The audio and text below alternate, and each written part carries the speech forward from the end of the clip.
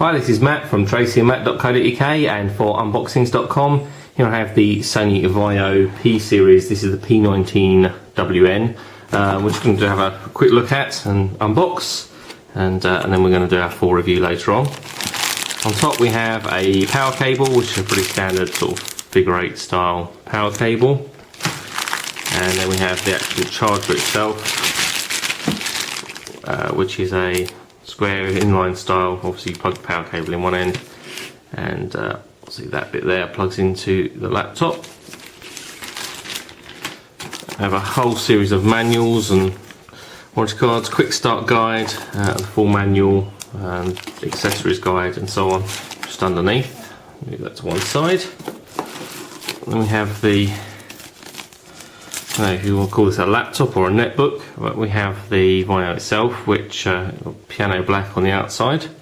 We're going to look at that in a bit more detail in just a second.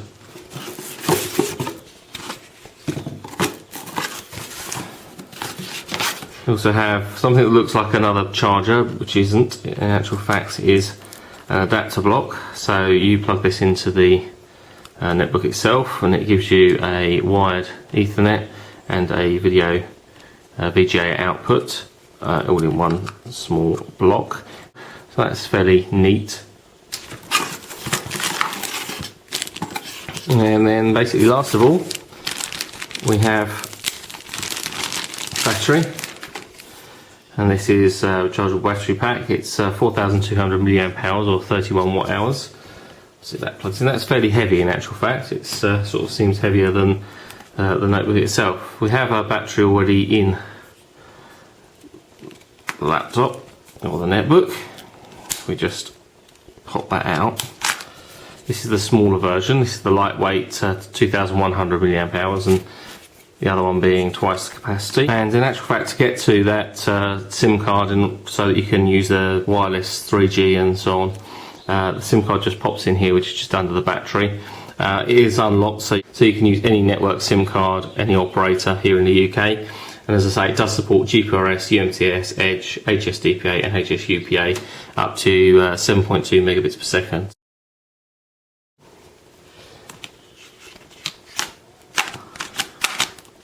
So, the lock is actually completely flush, quite completely slim. So, a quick look around the outside before we open up. We have a place where we plug in the power, then we have a USB connector and headphone connector, grille here presumably for air circulation and so on. The wireless on-off switch, which is physical, which is quite handy, an SD card socket with a cover, and then a memory stick HGGO socket there, again with a little cover over it. They have the power button, or it's actually a slide spring-loaded switch, which we slide across to put it into the power on mode. They have another USB socket on this side, and then that connector that we mentioned earlier on for the adapter block to plug in, plugs in just there. If we swing it around, we open up. We have a full QWERTY keyboard. In actual fact, this laptop or netbook is so wide, I'm going to have to move quite a bit further away from the camera to actually show you it. I have a nice, generous sized keyboard. It does look a little bit like a MacBook keyboard in terms of actually the physical arrangement of the keys, the fact that they're sort of individual and standing out from the body of the laptop there. We have a thumb navigation, or you call it a nipple or whatever you want to call it, there for, now obviously that is the mouse. There isn't a trackpad, which is a kind of unfortunate. I don't particularly like these thumb navigation type things, mouse. I do prefer a trackpad, but hey, you got to sacrifice a little bit to get the size of the unit. Below the keyboard, obviously got your mouse keys, and there's a few other soft keys, menu keys, and everything else. We have indicators above, which indicate obviously the num lock and caps lock and scroll lock status. So above that, obviously we've got a very widescreen LCD. It's actually 1600 by 768 pixels, which is pretty massive in terms of widescreen. It's UWXGA. We'll just power that up. This particular model has Windows Vista Business installed, and is a 1.3 gigahertz Atom processor. We've got 2 gig of RAM and 60 gig of hard disk space. It's actually an 8-inch diagonal display, as I say, 1600 by 768. Not a resolution that I've ever come across before, and it's, as I say, ultra wide. The graphics controller is an Intel GMA500. We have a built-in sound card, SIM card socket, so that we do support GPRS, UMTS, Edge, HSDPA, HSUPA, and so on. There is a forward-facing camera for video conferencing. It is on the side rather than in the centre. I don't know how that would actually affect video conferencing or anything else in terms of the position of the camera. But if we just log in,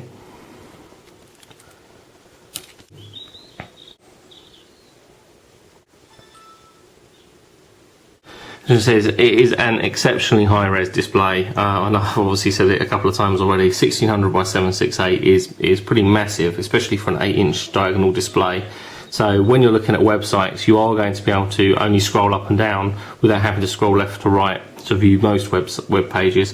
And it also does mean you'll be able to get a little bit more on the screen when you're looking at it. You might want to move a little bit closer to the screen than you perhaps would with a sort of more conventional laptop or more conventional display. But the fact that it is so small does mean it really is very portable.